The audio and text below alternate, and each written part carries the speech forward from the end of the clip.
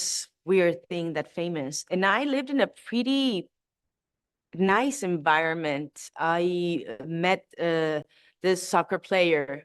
He was one of the best soccer players in Mexico City. He was awesome. He was very handsome, very charming. I met him around 27. So I knew already what I was doing. I knew I've have been working as an actor for a long time now. I was totally independent, but I was still living with my parents because I was very happy with them.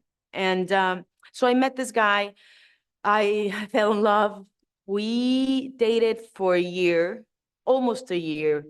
And then he asked me to marry him. And now that I think about it, I know that there was something there in the back of my mind that was like a red light that was saying something's not right.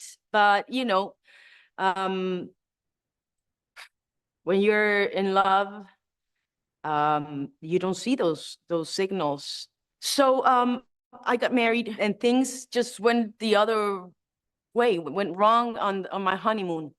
My honeymoon was terrible. I would wait for him to go to sleep and so I can just go out and cry my eyes out because I knew that things weren't going to be okay. And I thought that I had a very good self-esteem, but this man broke me in many ways. Even with my work, he would tell me that I'm a horrible actress, that I should go and take classes. Every single day he would say, oh my God, you woke up like uglier than yesterday. And he will laugh. And stupid things like that it just leads you to break you every single day with being just dismissive with me and all that, because he was the star and he thought that he was the star, but I was a star as well, and I was very well known in Mexico, and he didn't like that, and things got even worse because first it was only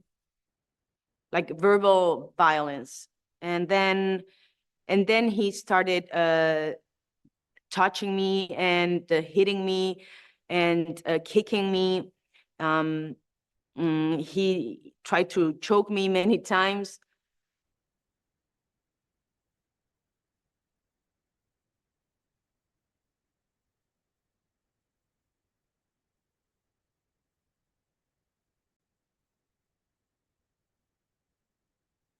And sorry. Um, and there are times because I couldn't go out with my friends, I couldn't go see my parents. I was pretty much kidnapped. It was only a year and a half that I was married with this guy, but it felt like 10 years. I spent that year and a half without seeing myself in the mirror. I knew that that was not me. I knew that I won't like what I see in the mirror. And there was one moment that I click eyes with myself, and what I saw devastated me because I was very skinny. I looked old. I looked ugly, and of course not happy.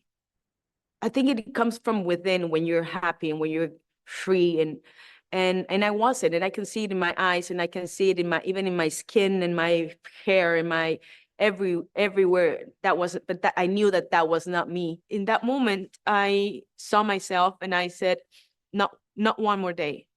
I I can't see this person like this one more day, and I had to do something. So he went to Japan for the World Cup, and I decided to leave. And I just left the our home, and I never came back again.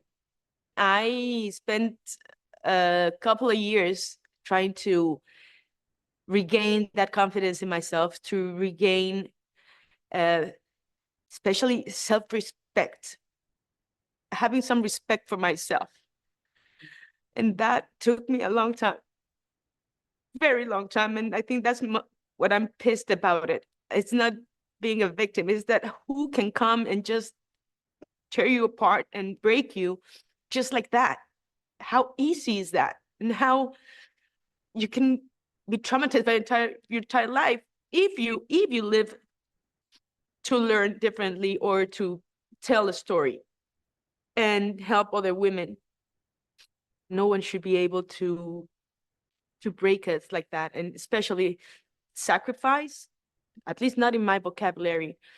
There's no sacrifice. I don't sacrifice anything, not for my family, not for my career, no, I do things because I think it's the best. And if I give away things or emotions or whatever, it's because at the end, I think it's going to be for the better. And that makes me feel amazing. But there's no sacrifice. We don't need to sacrifice in any way. Women, we don't need to apologize for anything, for being a woman. Of course not.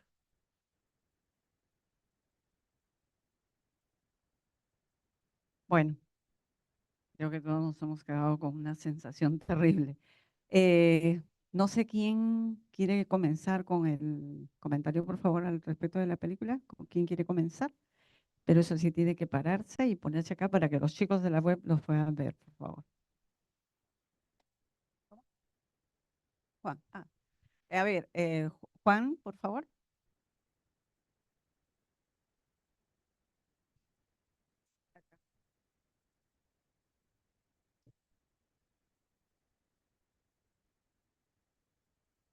Aquí está bien. Ya. ¿Sí? Bueno, había visto yo el video justo hace muy poco, como para tratar de conectarme con la sensibilidad de ella y veo que cada vez que veo el video es como que siento un pequeño nudo en la garganta, ¿no?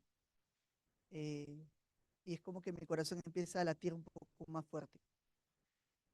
Es una experiencia bastante difícil, como una persona, como una mujer que necesita sentirse digna, amada, querida y valorada, vivió toda una experiencia difícil de violencia. Quiero hablarles un poco sobre el análisis que quiero hacer acerca del video. Me es imposible desligarme del aspecto personal, porque cada terapeuta siempre mezclamos algo de lo suyo. Es difícil, no se puede, ¿no? No es. Entonces es como que me ayuda a conectarme conmigo, con lo que a mí me pasa también, con el movimiento que sucede en mí cuando veo el video. Por otro lado, un poquito mirar la parte de la terapia gestal, que es parte de un estilo de vida, una forma de vida. Y tampoco no puedo dejar de lado también tener una mirada relacional, ecológica o familiar y contextual de lo que puede estar surgiendo aquí, en este, probablemente lo que le surgió a la actriz, ¿no? Kate Castillo. Y quizás voy a empezar acerca de la experiencia que ella nos cuenta y cómo lo vive y cómo lo transmite en el video, ¿no? Hola, Haciendo un disculpe. pequeño análisis fenomenológico, Hola, no se escucha. ustedes se Si van se a puede acercar el percatar que micrófono, por ella favor. en varias oportunidades es Sí, como que por intenta favor, no se tragar escucha, que quiten saliva el o micro. intenta contenerse, sostenerse, porque es muy probable que por más que lo haya contado muchas veces, igual siempre va a tomar un matiz difícil de poder contar esta experiencia, porque cada vez que nosotros sentimos algo, una experiencia traumática como esta, como la que vivió ella, y lo contamos y lo decimos, hay algo en el cuerpo que se queda y que necesita ser procesado. Y que cada vez que hablamos, sanamos. Una parte de nosotros sana.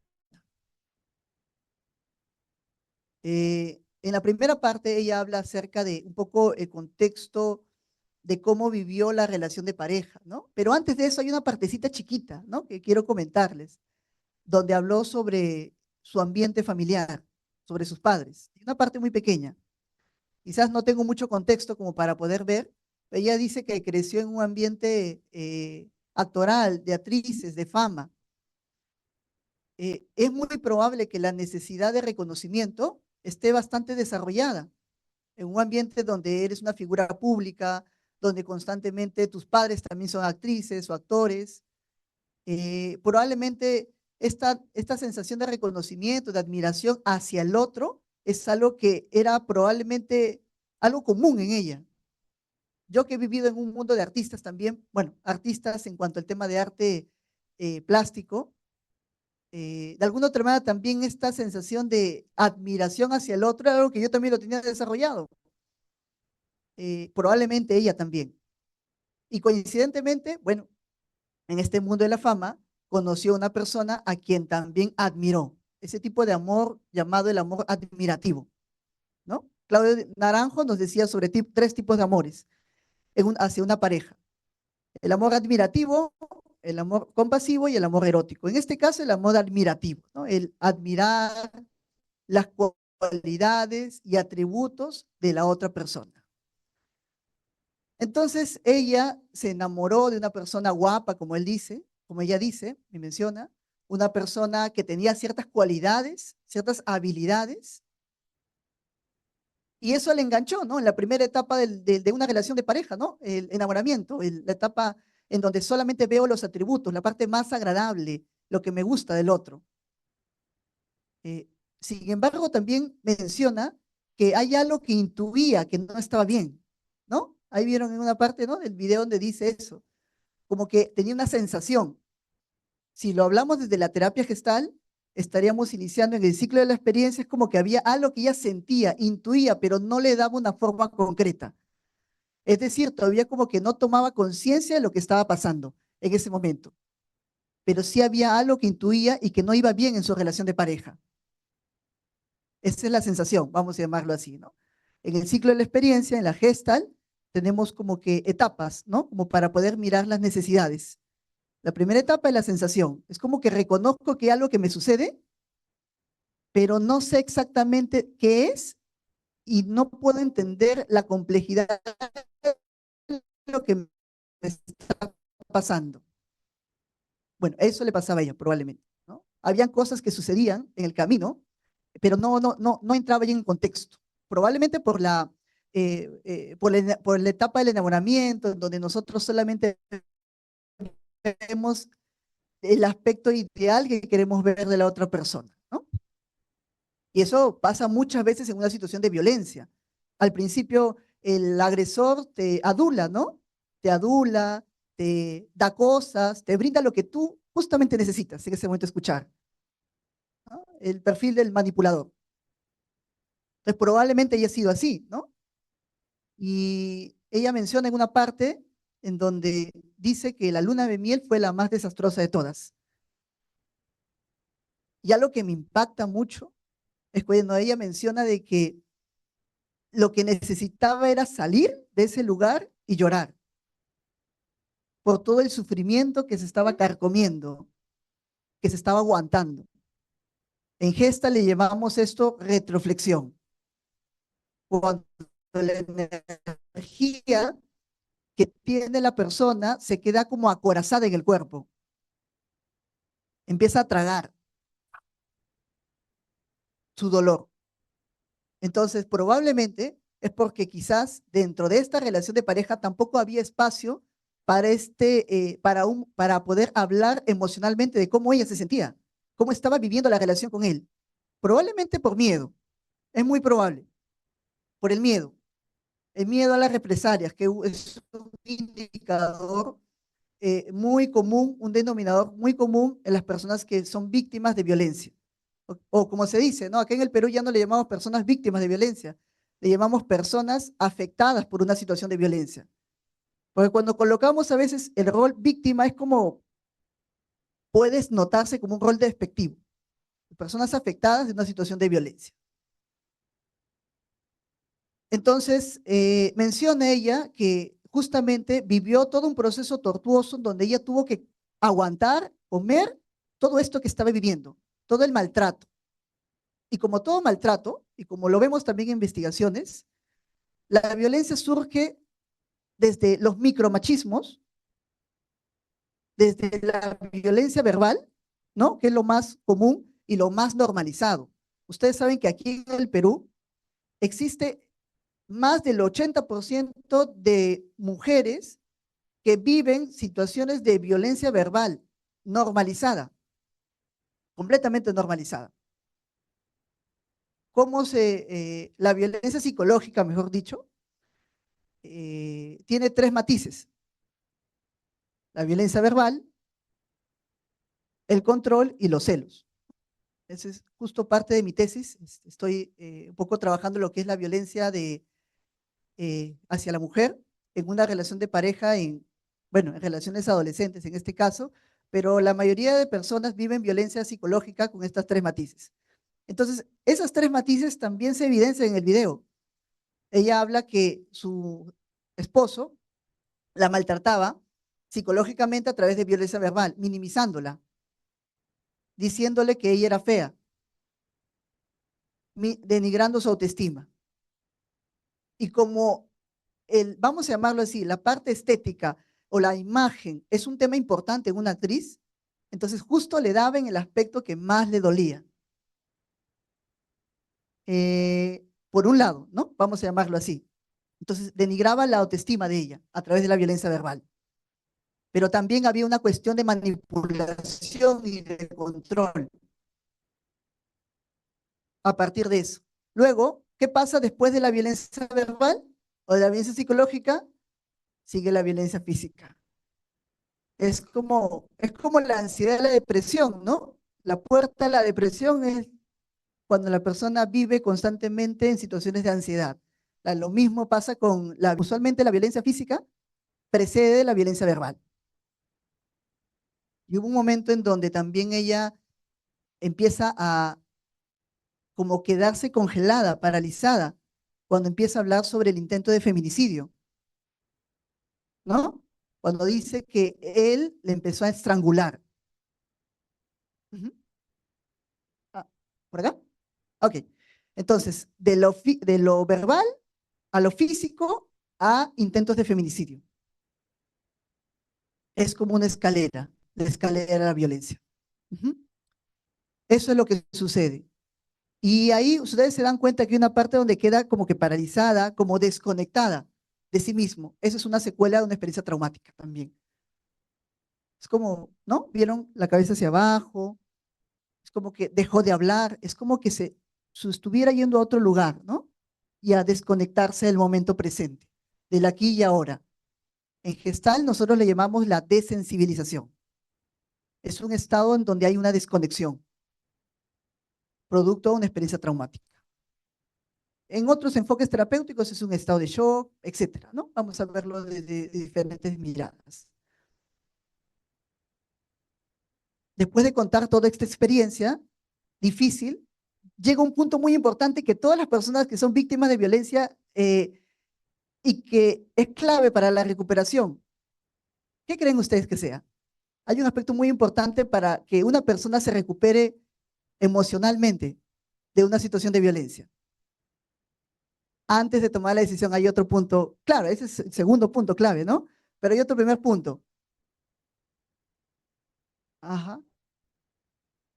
Sí, podría ser, podría ser. Es como que ella dijo que empezó a mirarse, ¿sí? Con conciencia, empezó a mirarse cómo estaba realmente, ¿no? O sea, dejó de estar conectada con el otro, de mirar al otro, y empezó a mirarse a sí misma, exactamente, cómo estaba, cómo se sentía. Y no solamente físicamente, emocionalmente. Cuando una persona es consciente y toma conciencia de lo que siente, de sus emociones, de su corporalidad, de su mente, de lo que le está pasando, es el primer punto para el cambio. Y ve hasta dónde, hasta qué punto ha llegado. Cuando uno es consciente de eso, entonces aparece la etapa del cambio. Empezó a mirarse cómo se había desgastado emocional y físicamente. Y hasta existencialmente, vamos a llamarlo así. Esa es la primera etapa del cambio.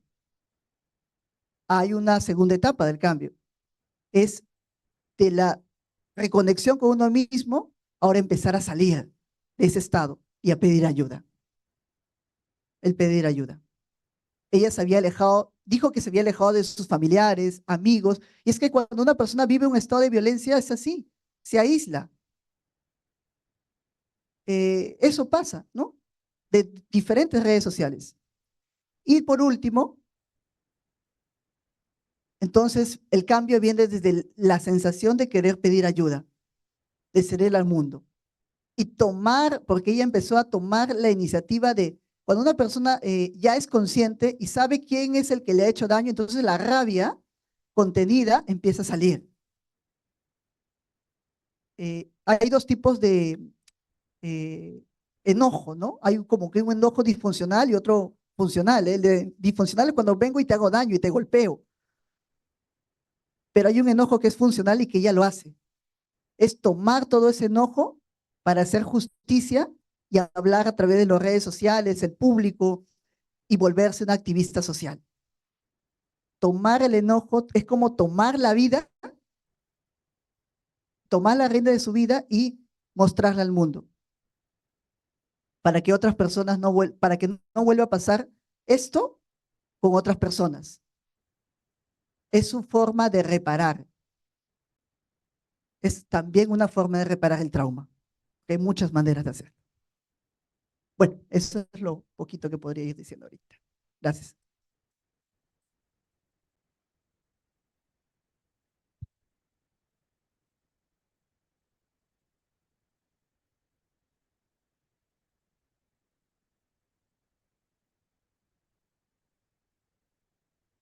Muchas gracias, Juan José. Todo inicia con una sensación. Esto no está bien. Bueno, Eva, por favor.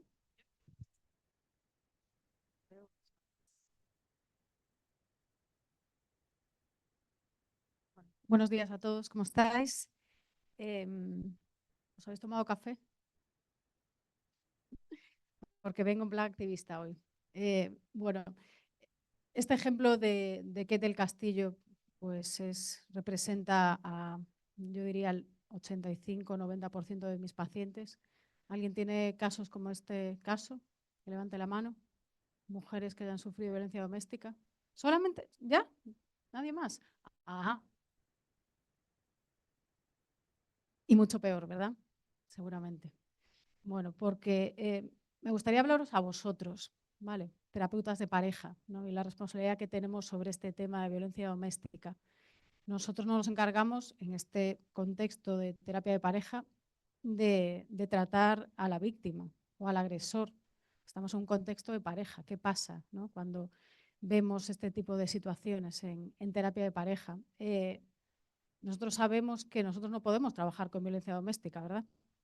Es más, nosotros en el estado de Georgia, donde vivimos, en los miembros del counseling, hay una ley que te prohíbe trabajar con violencia doméstica activa, ¿vale? Tienes que hacer recomendaciones de terapia individual para cada uno de ellos, tal vez gestión de manejo del enojo para él o algún tipo de tratamiento para violencia doméstica, psicoeducación, terapia individual para la víctima.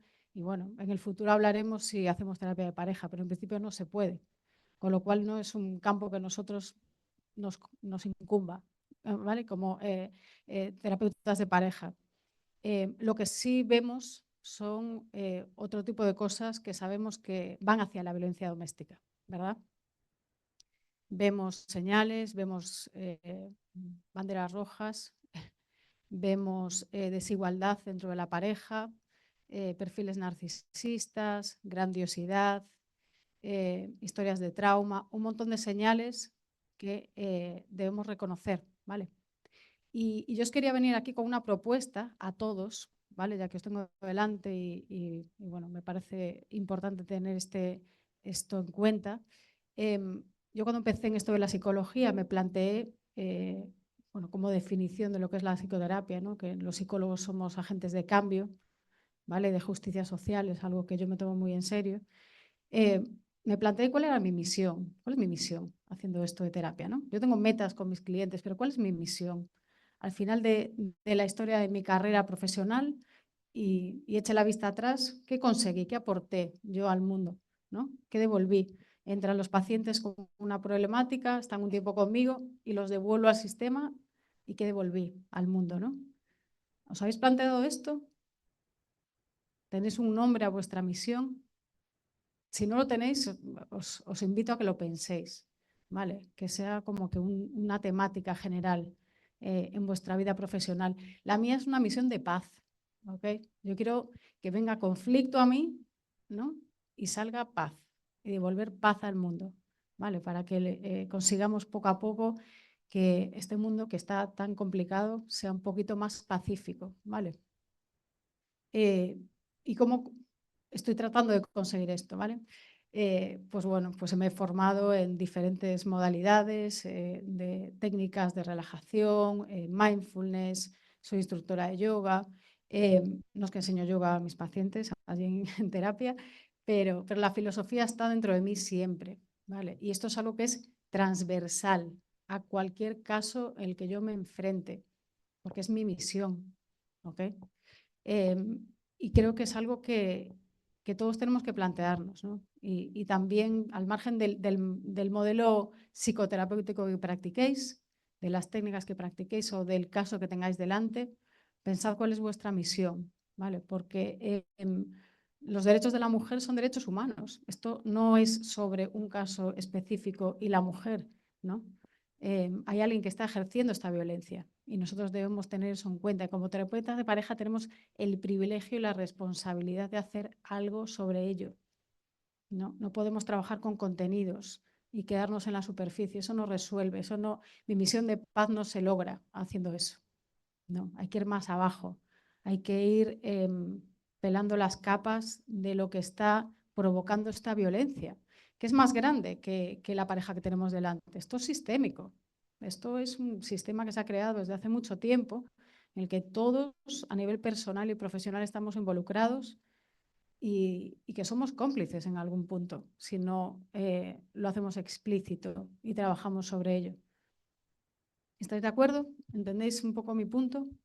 O sea, esto es más grande que un caso simplemente, ¿no? Y lo que vemos nosotros en terapia es que hay mucho trabajo que hacer, hay mucha educación que hacer para las dos partes, ¿no? La parte más de grandiosidad, la parte más privilegiada, tenemos que darle sentido a eso. ¿Por qué pedirle a alguien que pierda sus privilegios, digamos, ¿no? ¿Por qué pedirle? Cuando no tiene sentido, no tiene por qué, entre comillas, no tiene que darle un sentido a que esto es más grande que nosotros mismos. El libro de Terry Real, de Nosotros, explica precisamente esto. Esto ya es una cuestión macro, ¿no? Por eso quiero ampliaros un poco el espectro y no os quedéis con la, entre comillas, simpleza de la pareja que tengo delante, de la persona que tengo delante. Esto es un problema mucho más grande y lo que nosotros, cada uno de nosotros aquí sentados, podemos aportar al mundo y a esta misión de paz que yo tengo, que ojalá tengáis vosotros, ¿vale? Esto es mucho más grande que una pareja. El trabajo que nosotros hacemos en Atlanta mucho tiene que ver con violencia doméstica y vivimos muchas mujeres, como os explicaba a los que estuvisteis en mi taller ayer, con múltiples capas de trauma, ¿vale? Que nosotros tenemos que trabajar para llegar un poco a la superficie y que esto no se vaya multiplicando generacionalmente, ¿vale? Con los hombres pasa lo mismo, desde otro lado. La gente llega a terapia con unas conceptualidades de derechos, ¿no? Sobre lo que pueden hacer o no dentro de una relación que han heredado normalmente, que han visto en modelos anteriores de sus padres, modelos de relación básicos, ¿no? De la familia de origen, y que nosotros tenemos que hacer explícito todo eso, ¿no? Y a veces, como somos parte de eso, pues no nos damos cuenta, ¿no? Lo que explicaba el otro día cuando la película, ¿no? Hay cosas que son invisibles a nosotros, las tenemos tan aceptadas y tan incorporadas que no las vemos. Y parte del problema es ese. Entonces hay que hacer también un trabajo personal nuestro, como terapeutas, antes de sentarnos delante de esta problemática, para poder ser más conscientes de las cosas que están pasando y cuál es el origen de todo esto, ¿no? Porque esto es muy serio, ¿no? Todos los países que representamos entre todos no tienen muy buenas estadísticas de derechos de la mujer, de violencia doméstica. Yo soy española y es una crisis muy grande. Todos los años acabamos con unos números vergonzosos de lo que está pasando, ¿no? Y entonces hay que incluir a todos los agentes sociales, a todos los géneros. Esto no es violencia contra la mujer y hablamos de la mujer, nos centramos en la víctima. Nosotros los terapeutas de pareja otra vez no trabajamos violencia doméstica. Nosotros estamos antes de eso. Tenemos que erradicarla. ¿ok? Ya se encargan los terapeutas individuales de trabajar con la víctima, con el agresor, haciendo lo que tengan que hacer. Nosotros tenemos que erradicarla antes, cuando ya vemos que la cosa va hacia ahí, ¿vale? O referir si ya está pasando, evidentemente. Pero es un tema muy serio, muy grande, demasiado presente en nuestra realidad terapéutica, que nos deberíamos tomar como una misión. Y a eso os invito el día de hoy, que os lo toméis como una misión. Como dice Terry Real, y yo estoy muy de acuerdo, yo pienso que me copió a mí la frase en lugar de copiársela yo a él. No me conoce, pero da igual. Yo me lo creo que es así. Que todos aportemos a este mundo, ¿no? Menos violencia, y como buenos terapeutas de pareja, hacerlo una pareja a la vez, ¿vale? Cada pareja que sepamos, que seamos capaces de estabilizar y equilibrar, ¿no? De bajar al que está en una posición más de grandiosidad y subir al que está en una posición más de inferioridad, y crear una relación más saludable y devolver eso al mundo, ¿vale? Eso es lo que yo llamo mi misión de paz, ¿vale? Y os invito a todos a que os unáis a mí en ello. Bueno, Bueno, gracias, Eva. gracias. Muchas gracias.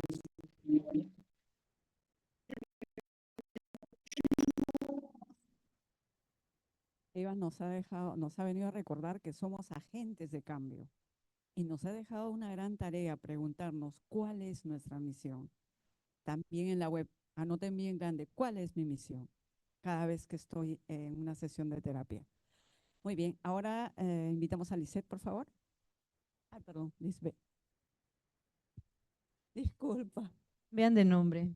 Lisette, Elizabeth. Lisbeth, buenos días. Gracias, gracias por la invitación, por estar aquí. Muy impactada por la información que nos han regalado Juan, Eva, y me han quitado toda la información, ya no sé qué decir, pero muy interesante. Siempre uno no deja de aprender, ¿cierto? Como especialistas, como psicoterapeutas, siempre vamos a llevarnos algo nuevo de los colegas y también de las personas con las cuales trabajamos. En estos que más de 25 años escuchando casos, historias al ser humano, he podido entender más cosas y cada vez vamos entendiendo más porque vamos evolucionando y la sociedad va evolucionando. Viendo el video de esta famosa actriz,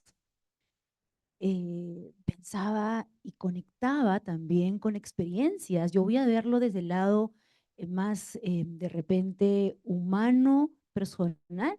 Yo me formé como psicoterapeuta en lo que es terapia racional emotiva, que se basa en la cognitiva conductual, así que por ahí me voy a escuchar mucho de lo que son conceptos y creencias. Al final, todas las herramientas, todos los recursos suman porque todos los profesionales tenemos un objetivo en común: buscar el bienestar del ser humano. ¿Cómo? Cada uno tiene su forma. Lo importante es llegar a ese objetivo. Mencionaba esto del video que habíamos visto porque, bueno, yo también he sido, y lo he mencionado muchas veces, víctima, o como decía Juan, de repente personas afectadas, ¿no? Qué buena mirada me llevo hoy también de eso. De las tres violencias: violencia sexual, violencia psicológica, violencia física. Y cuando uno está sumergida en un mundo de violencia, no lo ve como violencia. O sea, no nos vemos como víctima de violencia, ¿no? Por eso es que por muchos años uno permite este tipo de relaciones. Claro, los de afuera sí lo ven. Por eso es que a veces las amigas, la familia, dicen, pero ¿qué haces ahí? Sal de esa relación, termina, ya no lo veas más, bloquéalo. Pero uno sigue ahí porque es que no es fácil.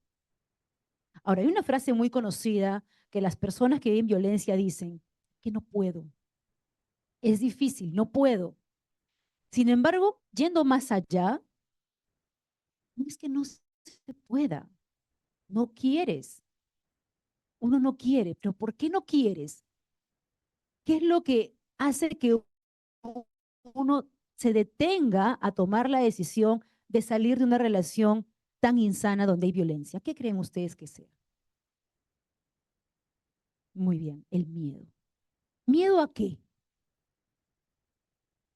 También, muy bien, enfrentarse a cosas que nunca fue preparada. A la soledad, muy bien. ¿Qué más?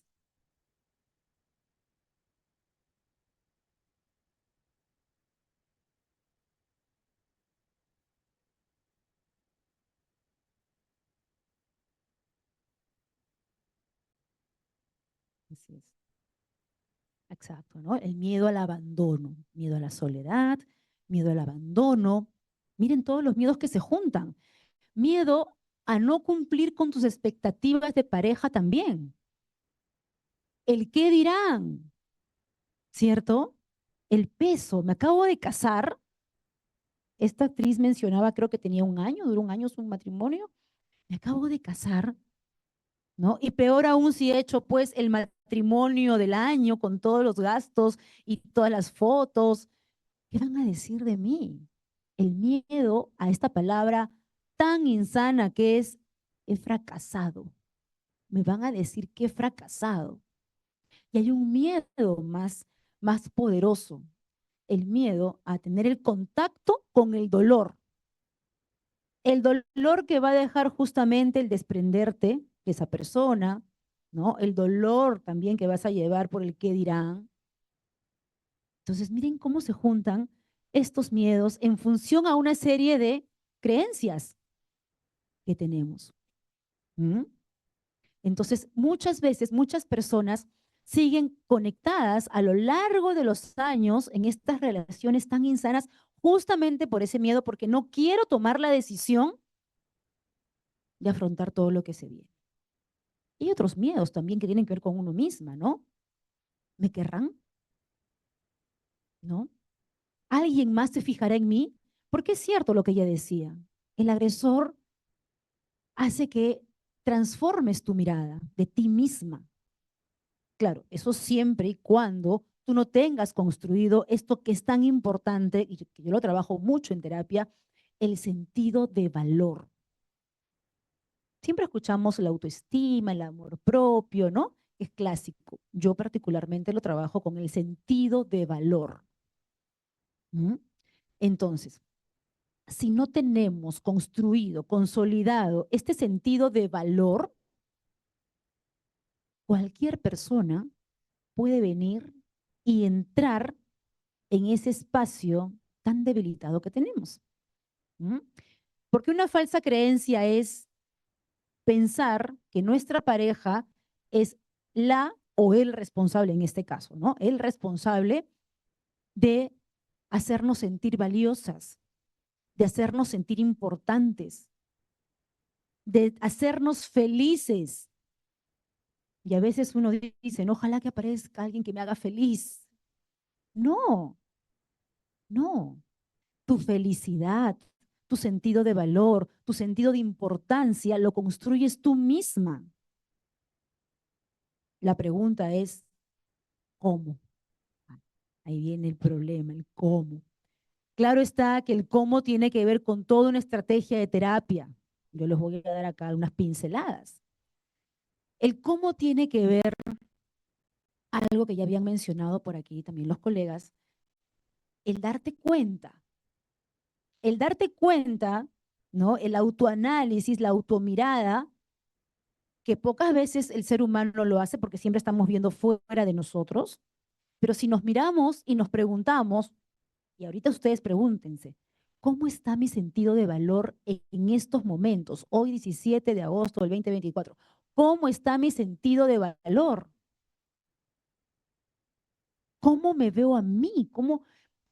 ¿Qué valor me doy? ¿Qué tan importante soy?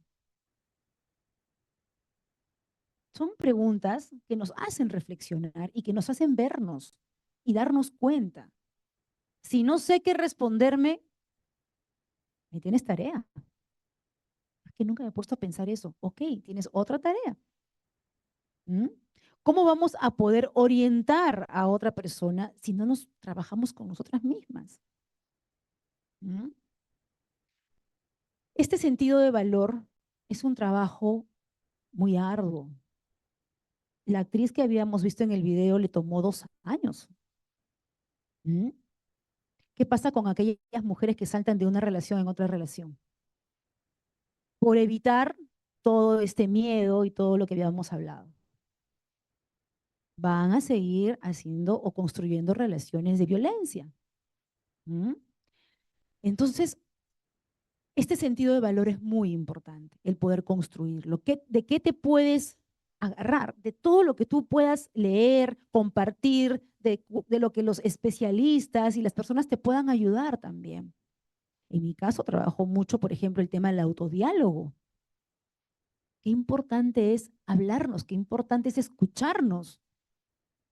Tenemos un celular, sí, pues que sirve para muchas cosas, pero también podemos grabarnos en un momento que estemos, pues, muy motivadas, ¿no? Con estas ganas de querer hacer las cosas bien por uno mismo. Grábate, háblate, háblate en tu sentido de valor y escúchalo todos los días. Y más aún en los momentos que tengas esta vulnerabilidad, porque somos seres humanos también. Vamos a pasar por esos momentos de vulnerabilidad. ¿Mm? Las canciones también ayudan muchísimo, ¿ah? Puede ser para bien o para mal. Hay unas letras terribles de las canciones también, ¿no? Que nos llevan a reforzar sin darse cuenta un concepto de amor totalmente insano, ¿no? Nos han vendido, nos siguen vendiendo un amor desgarrador y con drama, ¿cierto? Y que tienes que dejarte de ti para dar al otro. Pues no, hay que darnos cuenta también de eso porque aquí se guarda mucha información, mucha información. Este sentido de valor, construirlo, trabajarlo. Otra herramienta también que trabajo yo mucho en terapia es, tómate el tiempo para poder agarrar un papelógrafo, un simple papelógrafo, y hacer toda tu historia de logros. Chiquitos, ¿ah? En cualquier aspecto de tu vida, sea escuela, sea universidad, sea amigos, sea familia, lo que sea. Palabras, mensajes, cosas que te gustaron, que te alimentaron, ponte a pensar y llena ese papelógrafo de todas esas cositas que a ti te agradaron y que en su momento te hicieron un ser de valor también. Porque una cosa es, sí, yo me acuerdo que me dijeron esto lindo, recuerdo que mi jefe una vez me felicitó, me sentí muy bien. Otra cosa es verlo plasmado. ¿Mm? Visualmente es muy importante para poder reconstruir nuevas creencias y conceptos. Trabajar este sentido de valor, como digo, toma mucho tiempo. Bueno, toma el tiempo porque cada ser humano es diferente, cada quien lo hace a su ritmo también, pero sí es necesario. No podemos o no pretendamos construir una relación de a dos en pareja si no podemos todavía construir una relación de a uno con nosotros mismos. ¿Mm? Y esa es otra pregunta con la cual te dejo también. ¿Cómo está la relación contigo misma, contigo mismo? ¿Cómo te tratas? La autocompasión, qué importante. ¿Cómo te hablas? Porque de la manera que tú te tratas y tú te hablas, vas a permitir que otra persona venga, te hable y te trate. ¿Mm? Hay que tener una mirada más objetiva acerca de lo que es la violencia, tanto para hombres y mujeres, ojo, porque también hay hombres que son violentados, pero en este caso estamos hablando de la violencia contra la mujer, ¿no? Estos conceptos que no se deben normalizar. ¿Mm? ¿Qué justificación ponen las parejas a veces? Es que tuvo un mal día. Es que así es su carácter. Es que él trae una historia de dolor. Pero, ¿en qué termina estas justificaciones? En esta frase que dice, pero es bueno. Cuando está tranquilo, cuando está bien, es bueno. Y en ese concepto y con esas creencias sigues en una relación. No normalicemos esto.